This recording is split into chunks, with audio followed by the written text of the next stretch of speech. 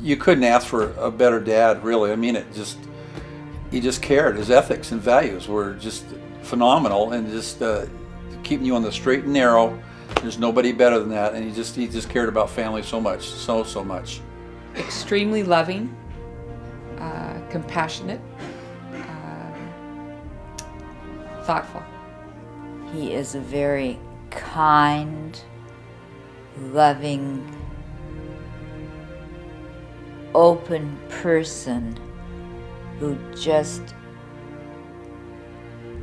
embraces life the way life comes and always lands on his feet. Well, he's, as a character, but as a family person, and a strong-willed but good person. He's a very positive person and an inspiration to his family, and they do love him. He can say that he skied in Idaho for 50 years, and he was very happy about it. He spent a lot of time in the mountains, and he spent a lot of time on the water, and that's his life. And he spent a lot of time on the corner of Westlake and Mercer, and other than that, that was his life. He and I, as the old cowboys say, hey, we've had one hell of a ride. He was a smart man. He did it his way, and I guess he did it his way. Mike did it his way. From 2 generations of salespeople. My grandfather was a salesperson, and my father followed in his footsteps, and I somehow became a salesman at quite a young age. And I have my sons who are also salesmen. Got it in the blood, huh? My name is Michael O'Brien, and this is my life.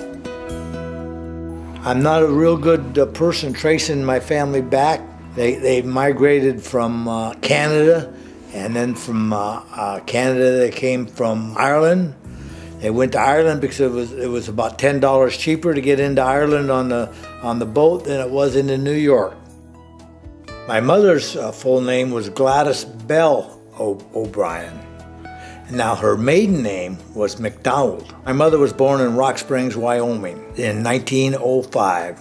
She had black curly hair, and everybody was always very admiring that she never had to put her hair up because it was curly. She just got up in the morning, combed it a little bit, and that was it.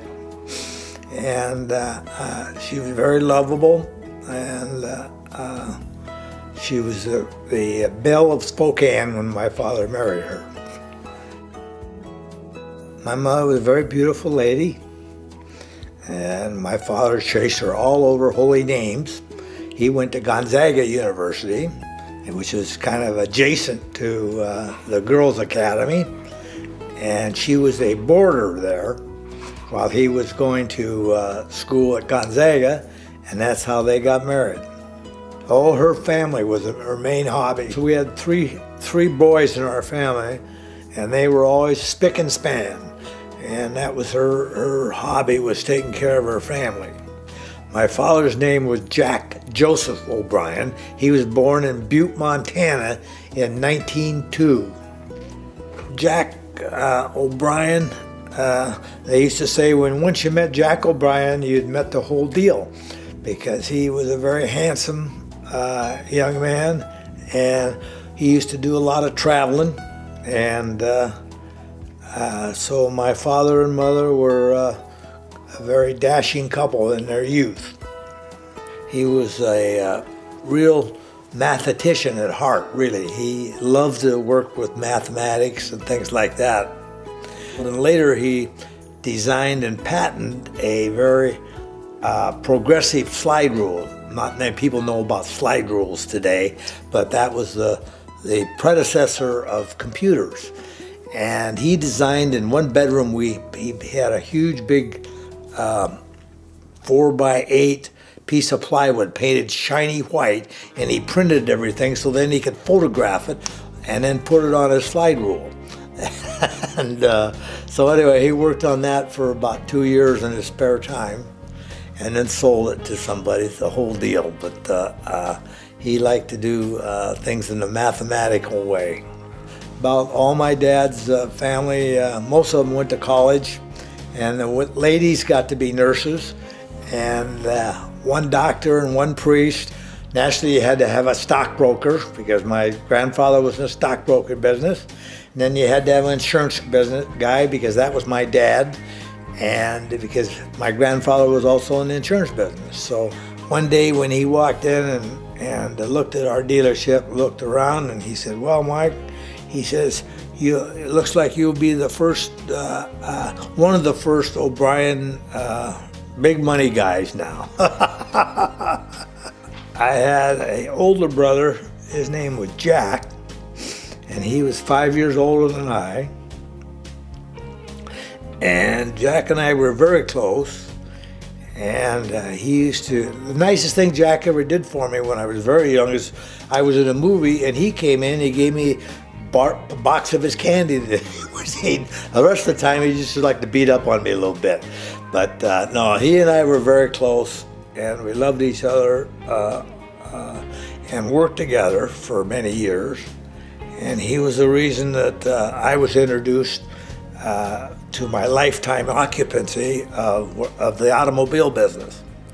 He preceded me in the car business in California, and when I was about 24, 23 years old, I went down and joined him in that. One of the biggest days I can remember is when my young brother was born. I was 10 years old, and having a young brother was kind of a big occasion in our family. His name was Timothy O'Brien, and I was kind of in charge of him because I was 10 years older than he, and when my dad was at working, my mother was away ill, and so I took care of him. And so Tim and I got to be pretty close too. He now lives in North Carolina.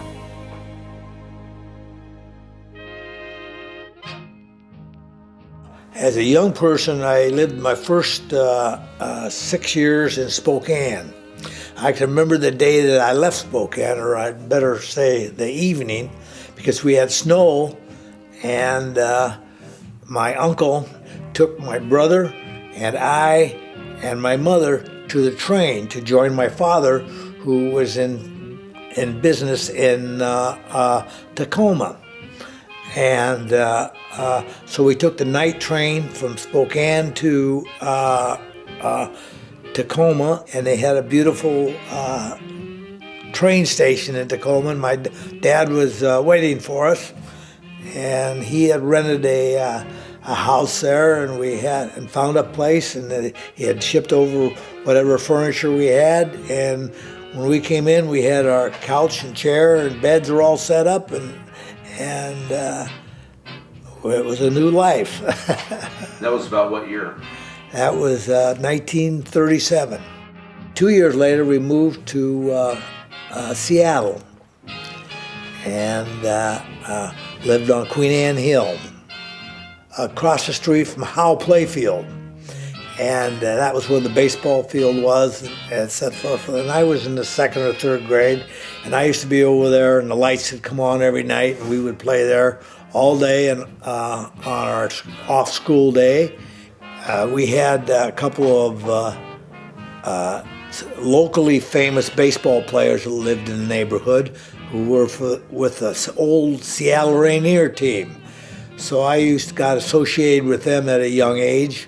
And so I started playing baseball with those guys, and got to be a bat boy with the big team and things like that. So I was a left-handed pitcher, and I had the best curve in town, the best drop in town, and probably only went about 80 miles an hour. We didn't know how fast the ball went anymore back in those days, you know. I had 2 no-hitters, both of them in a row, and that was my junior and senior year in high school. Last game of my third year in high school was a no-hitter, and then the next game I pitched also was a no-hitter. I pitched my first game in the 6th grade, I think, and